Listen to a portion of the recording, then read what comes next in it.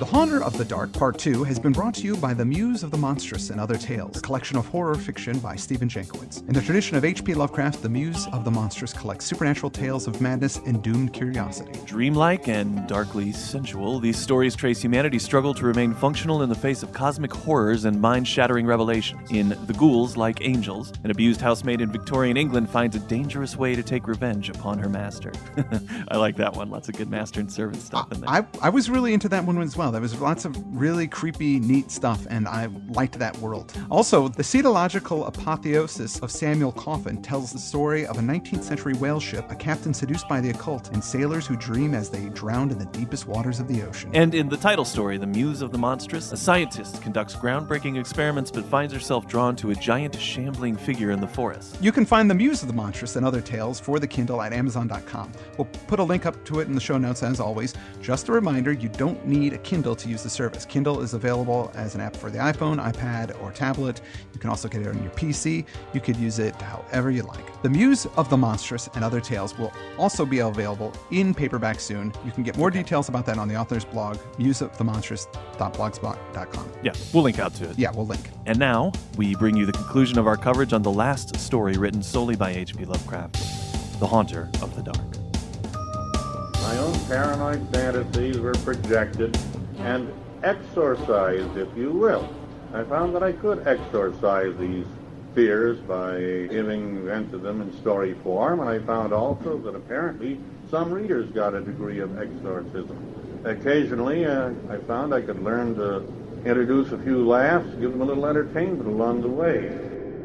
hppodcraft.com.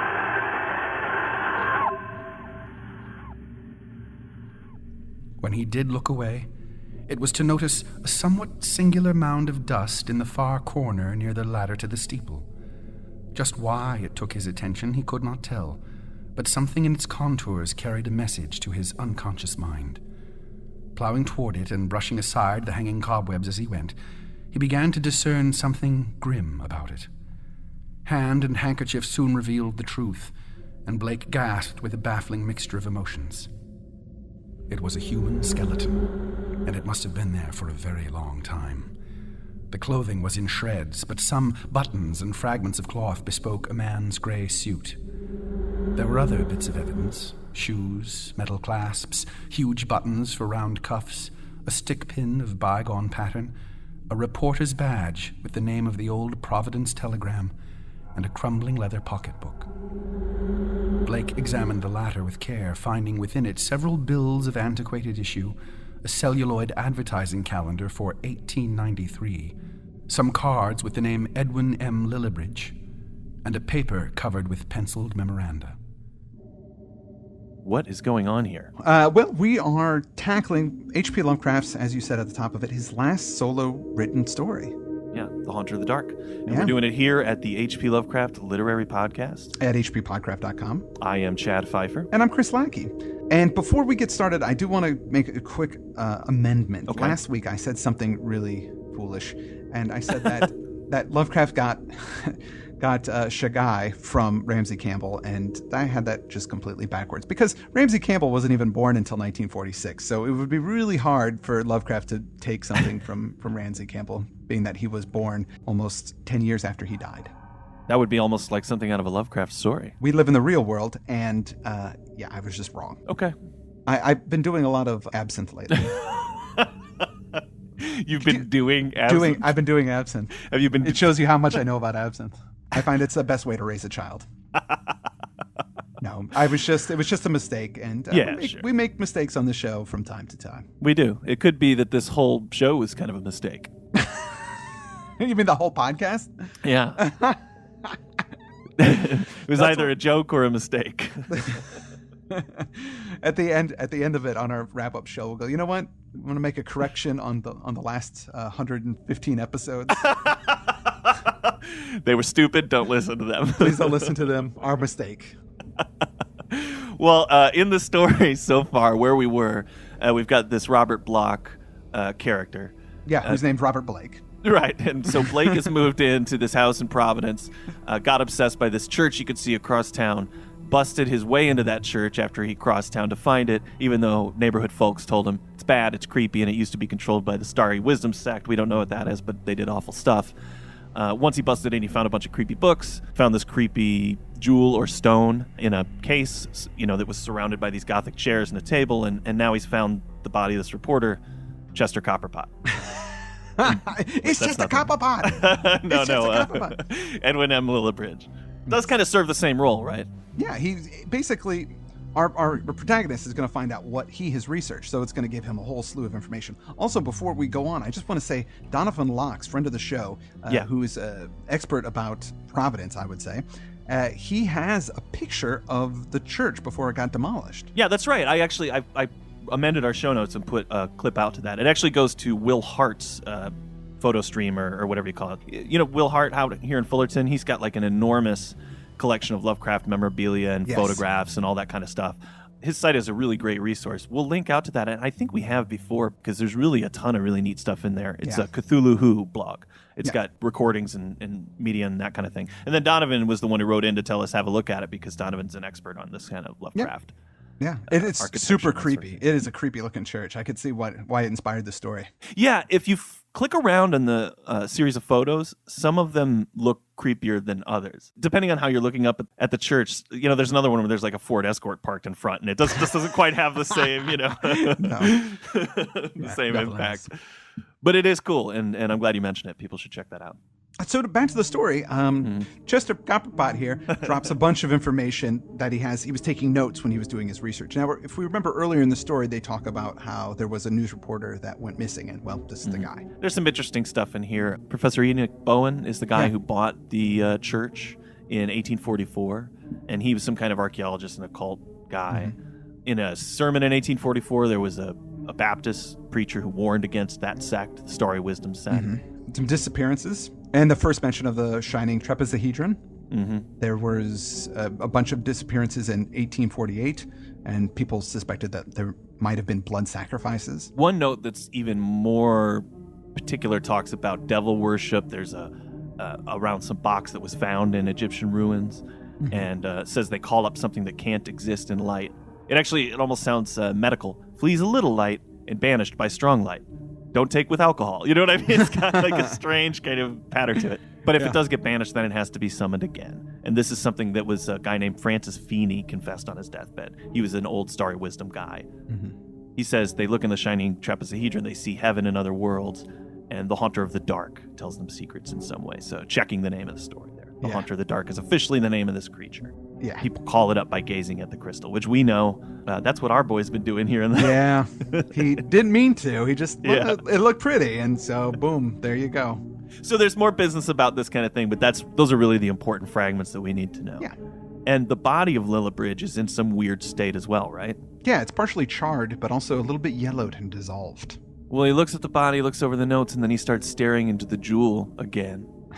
And he does get these strange visions of like an endless desert and stone monoliths. Yeah, hooded figures as well. And some gulf of darkness. It seems like it's getting more and more and more. Like at first it's a landscape, and then it's kind of scenes from the past, and then it starts unfolding into this whole terrible revelation. There's something exciting here. I want to just read this little passage. It talks of vortices of space where wisps of black mist floated by, then shimmering of cold purple haze. Yeah, Purple Haze. Jimi Hendrix read the story. That's where that came from? Yeah, that's where it came from. It came from this story. Everything came from Lovecraft. Well, suddenly he's jarred out of looking at it by this presence in the room. Well, he feels something. Yeah, he feels like there's a presence in the room, and it shocks and startles him.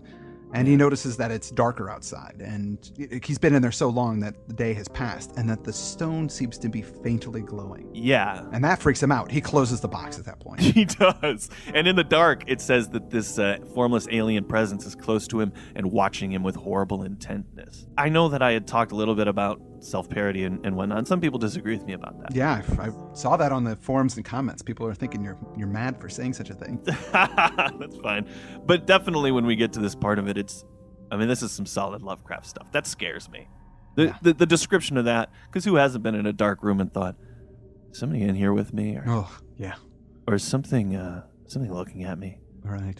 It's a really bad feeling. I always get the somebody's in the house. Like, I always get that in the middle of the night. I might wake up or hear a noise and go, is somebody downstairs? Is somebody in the house? Is somebody breaking in? It's never happened. Knock on wood, yeah. It's never been real, but it's that fear. That fear is very powerful. Oh, it is, yeah. And that's a logical fear, too. Well, the creepy thing about it is you always imagine that they're standing still listening for you. Oh, yeah. Oh. So it's not like somebody's in the house making noise. They're just standing right around the corner of your room.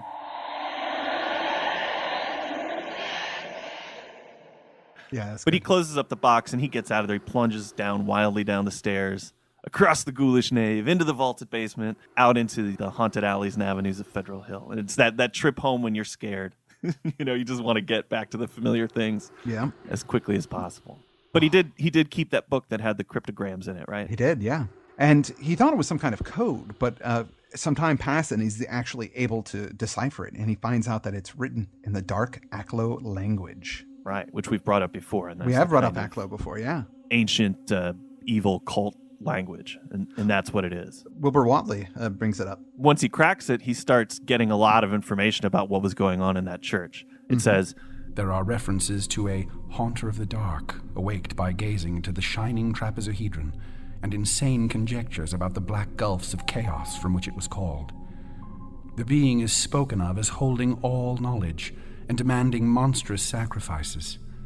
Some of Blake's entries show fear lest the thing which he seemed to regard as summoned stalk abroad, though he adds that the streetlights form a bulwark which cannot be crossed.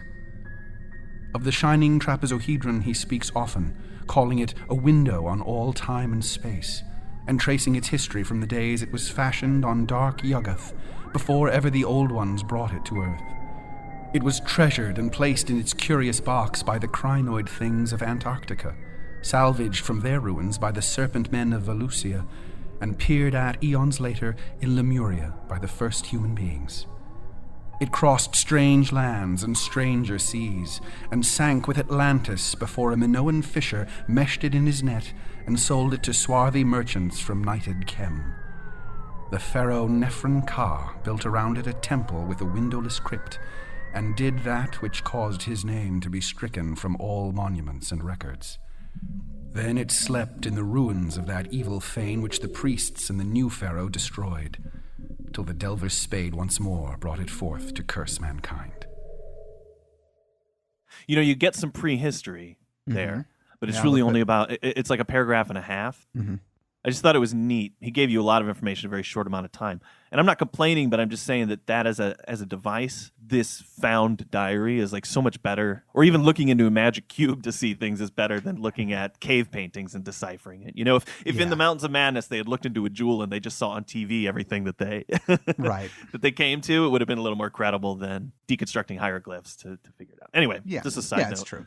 And it mentions lots of other things. I mean, Valusia is Robert E. Howard, I believe, came up with that stuff in The Serpent Men.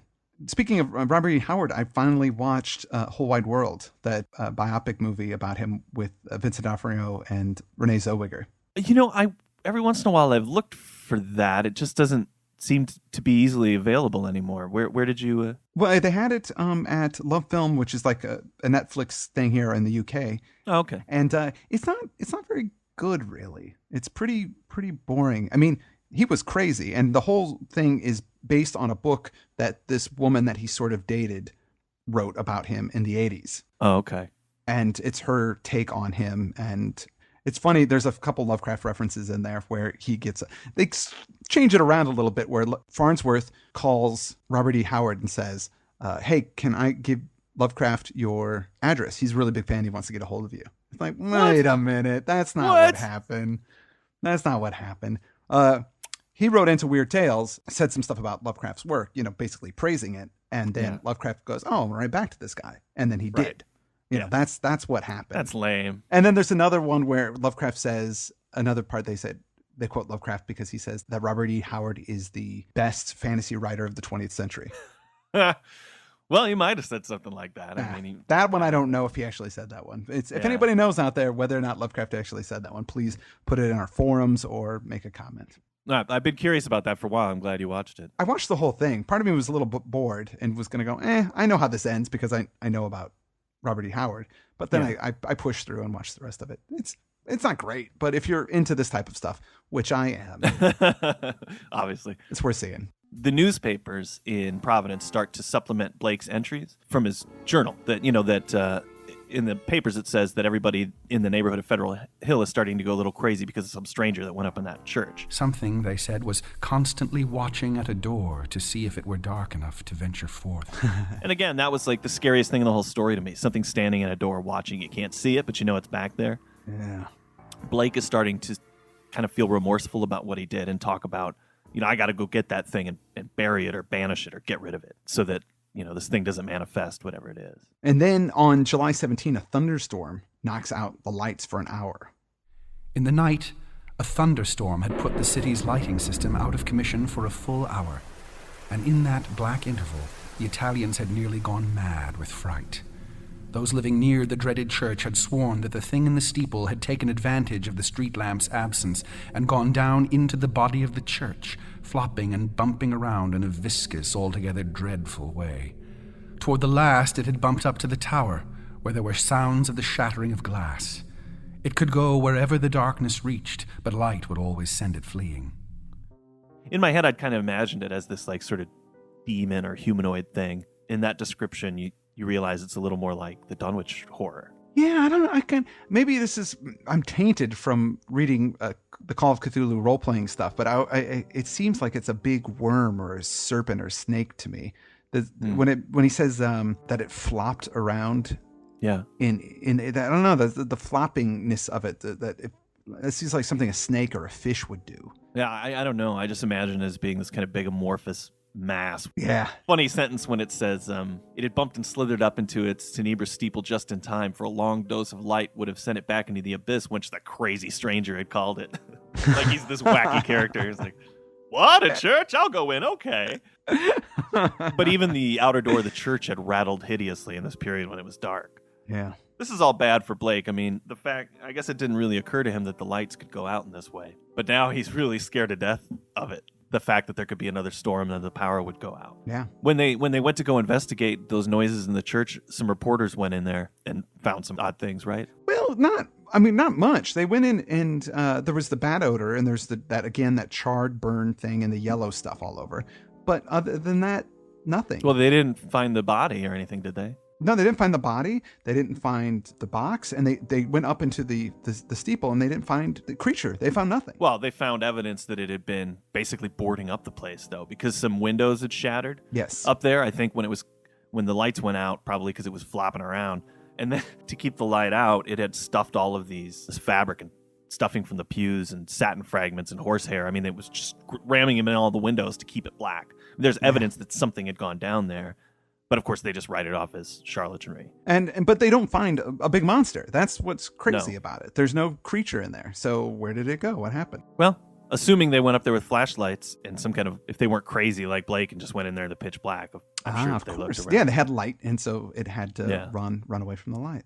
And what's funny there is that there's an amusing aftermath. The police wanted to send an officer over to verify the reports, and 3 of the officers were like, "Oh no, I got a stomach ache today," or I can't go. I gotta pick my wife up from the doctor. And then the 4th guy went, but he came back right away, and everything that he verified was what the reporters already said. He totally didn't go. No, he just went down to like a pizza place and played Dig Dug for 20 minutes. Blake wants to do something about this, but he doesn't know what to do. And he starts having these dreams, and these dreams are about the church, and he's obsessed with the church. One time he wakes up and he's dressed, like he has his clothes on. Yeah. And he thinks, well, wait a minute. Why am I dressed? What exactly happened? And on the 30th of July, he sleepwalked. He got himself dressed and sleepwalked and went to the church. He kind of woke up and he was at the church. It's absolutely terrible. And before that time, he had started to have this fear that there was some kind of rapport between he and the mind of this haunter of the dark. In the distant steeple, like it was pulling to him. Mm-hmm. When the lights went out, it was trying to get out of the church, almost like it wanted to come to him. When it couldn't do it, it starts pulling him to it, which is awful. And he says again and again, he dwells on the fact that the thing in the steeple knows where to find him. It's really creepy. It's funny that after 20 years, Lovecraft has spent developing this peculiar type of horror. I mean, he he certainly synthesized what he got from other writers, but he did it in such a way that we still refer to it as Lovecraftian. And that's the thing, that they're insane things gibbering at the edges of our consciousness and all this kind of business. But at the end of the day, the last thing that he writes is really about a man who's afraid of the dark. The big horror of this is it's going to be dark, and there's things in the dark that can get you. Yeah.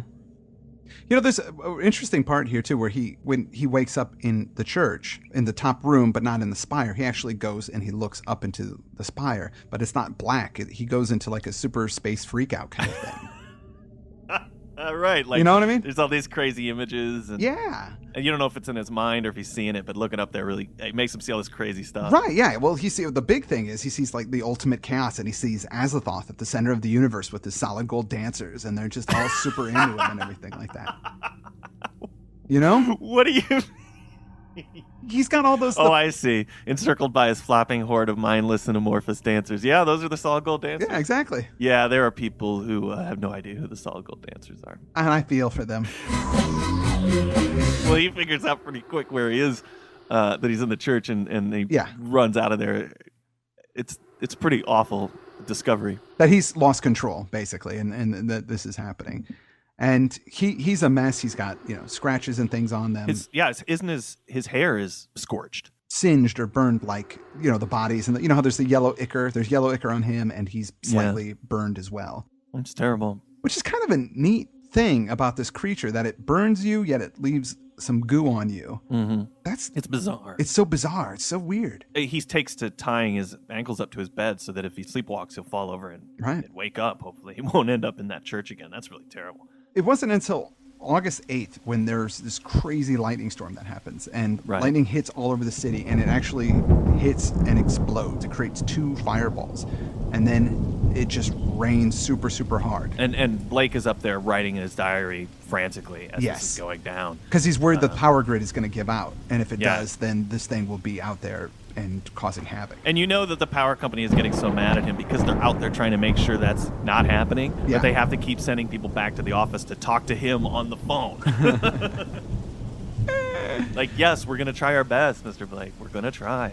What's really creepy about this, and this is sort of a thing, he keeps the lights off in his house so that he can see out of what's going on in the city.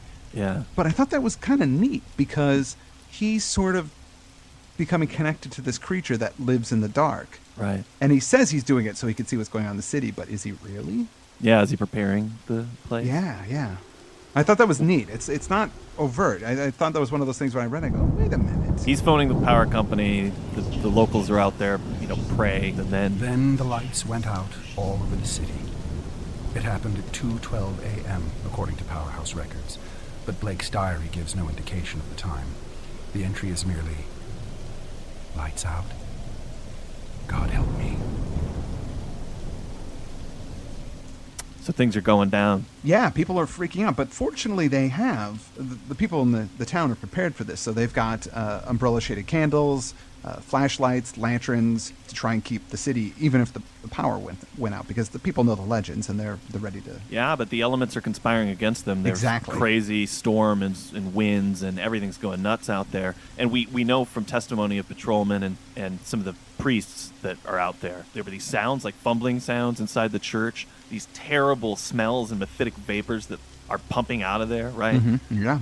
At last, there's the sound of splintering wood, and like something crashes down into the yard. It busts out of the church and slams down. And then there's this vibration like flapping wings, which adds even more strangeness to this creature, whatever it is. Yeah. And then this sudden east-blowing wind, and like it's headed towards Blake. Well, the people mentioned that they saw there was a blur of denser blackness against the inky sky, something like a formless cloud of smoke that shot with meteor-like speed towards the east. So there is something, but it's like it's like the smoke monster from Lost. It does have tangible shape, but it shifts and changes, and it probably has all sorts of characteristics. Yeah. So it's impossible to describe it. After the thing leaves the church, there's a half an hour after the rain stops, 15 minutes more, the streetlights come on again. And they don't keep vigilant actually too long after that. They go home. But the next day, they talk about this great lightning flash in the papers. Mm-hmm. Right around the time that there was that whoosh of air and everything from the church, there was this lightning blast farther east, and everybody woke up there. The people that were already awake, they just saw this blaze of light near the top of the hill. Mm-hmm. But the people in this fraternity house saw this grotesque That's the smoke that you were talking about. Yeah. Okay. Now, students in that house, they also saw in the rear windows, they could see into Blake's study, and they noticed this blurred white face at the westward window Yeah. on the next morning. It was him. And they wonder what's wrong with the expression of that guy. And that's kind of a strange, creepy visual, right? Super cool. No. Yeah, because they keep looking out all day. They keep looking at the house, and you go, God, he's still sitting there. What's up with that guy? Why is he sitting there with that weird facial expression just at the window? And then they go, well, let's wait until night, and if he doesn't turn on his light, we'll call the authorities. Right. Wow, how creepy. Man, what is that day like? That you keep looking out the window, seeing this creepy dude with this scary face just looking out the window. Oh. Such a great visual. Oh my gosh, it's great. There's an earlier thing, too, when they talk. Before he'd said that it was birdless around that thing, and that was sort of strange. He made reference earlier in this part of the story to how flocks of birds would sometimes approach it, and as they got closer, they would scatter in, like, confusion. And I always thought that would be another great, if you ever filmed this or made some adaptation of it, that's just such an amazing visual of all of this huge, well-formed flock of obedient birds suddenly breaking up and going nuts just because they approached the building. Yeah. Well, the police listen to those fraternity guys, and they go and they find Blake, and that's what we heard at the beginning of the story. Yeah. He's in there all crazed, but they do find his journal that he's been writing in and that he wrote in throughout the night. And they find that his pencil is clutched in his hand, his rigid hand. And here again, it makes reference to Dr. Dexter, who is the one who finds the police didn't find it, but he apparently found the self-luminous stone up in the steeple and threw it into the bay, motivated in part by these final jottings in Blake's journal. And here it shows the entries, and the entries form the end of the story. Light's still out. Must be 5 minutes now. Everything depends on lightning. Yadith granted will keep up. Some influence seems beating through it. Rain and thunder and wind deafen. The thing is taking hold of my mind. Trouble with memory. I see things I never knew before. Other worlds and other galaxies. Dark. The lightning seems dark. And the darkness seems light. It cannot be the real hill and church that I see in the pitch darkness. Must be retinal impression left by flashes. Heaven grant the Italians are out with their candles if the lightning stops. What am I afraid of? Is it not an avatar of Nyarlathotep, who in antique and shadowy Kem even took the form of man? I remember Yuggoth and more distant Shagai and the ultimate void of the black planet. The long winging flight through the void cannot cross the universe of light. Recreated by the thoughts caught in the shining trapezohedron, send it through the horrible abysses of radiance. My name is Blake, Robert Harrison Blake of 620 East Knapp Street, Milwaukee, Wisconsin. I am on this planet. Azathoth, have mercy. The lightning no longer flashes. Horrible. I can see everything with a monstrous sense that is not sight. Light is dark, and dark is light. There's people on the hill. Guard, candles and charms. They're priests. Sense of distance gone. Far is near, and near is far. No light, no glass. See that steeple, that tower, window. Can hear Roderick Usher. I'm mad, I'm going mad. The thing is stirring and fumbling in the tower. I am it, and it is I. I want to get out, must get out, and unify the forces. It knows where I am. I am Robert Blake, but I see the tower in the dark. There is a monstrous odor. Senses transfigured, boarding at that tower window, cracking and giving way. I see it. Coming here. Hellwind, Titan blur, black wings, Yog Sothoth, save me. The three-lobed burning eye.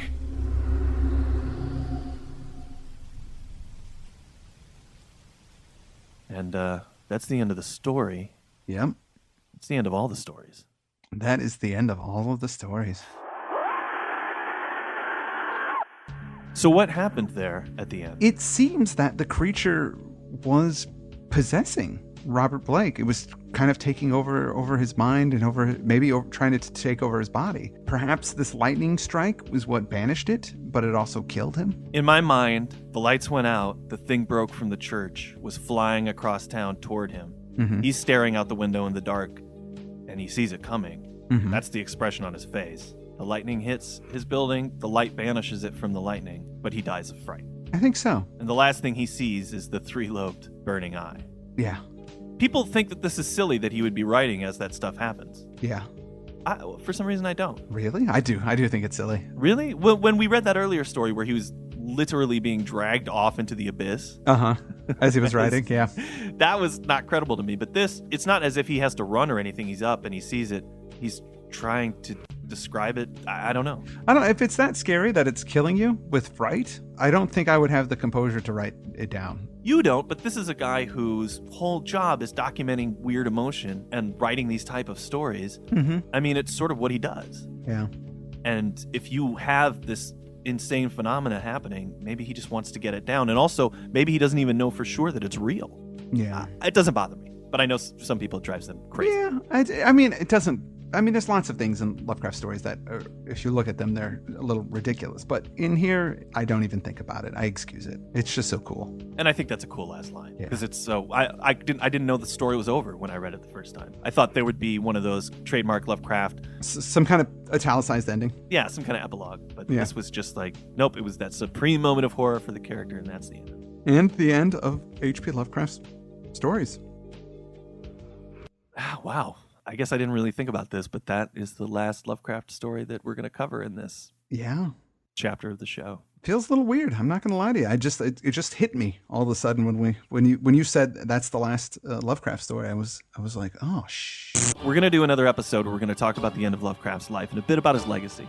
Yeah. It's not going to be all sadness and poopy pants on that one. I mean, yes, he passed away, but everybody must. And I would say that he was more successful, obviously, after his death, which is unfortunate that he didn't get to enjoy it in his lifetime. But what a success. You know, here we are so much later, still talking about these things. Absolutely. You know, a really amazing body of works. But this concludes our coverage of Haunter in the Dark. I want to say thanks to Andrew Lehman for all of the great readings he's done. Again, we're pulling this from a full audio recording of the story that we did a couple of years ago that is still available on our site only, hppodcraft.com. It's on the left nav. You can download it from there. And those were excerpts from that. I'm playing some music right now from Zeitgeist Zero. They supported us in our live show, Corn Zero did, and this is the track that he played as our sort of outro then. I really liked it, and I felt that they did a great job helping us out when we did our live show and didn't quite give them the proper thanks. So we're playing some of that now. I think it's a backing track for a future album of theirs, but you can get their material. We'll link out to their website, and obviously anywhere you buy music, Spotify or iTunes, you're going to find them there as well. So Please check out Zeitgeist Zero. They're an awesome group, and we really love them. And lastly, I want to thank our sponsor again, Stephen Jankowitz and The Muse of the Monstrous and Other Tales, which is available for the Kindles. So go out and buy it right now. It's a great read, and you'll love it. With that, I'm Chris Lackey. I'm Chad Pfeiffer. And this is the H.P. Lovecraft Literary Podcast. At hppodcraft.com. hppodcraft.com.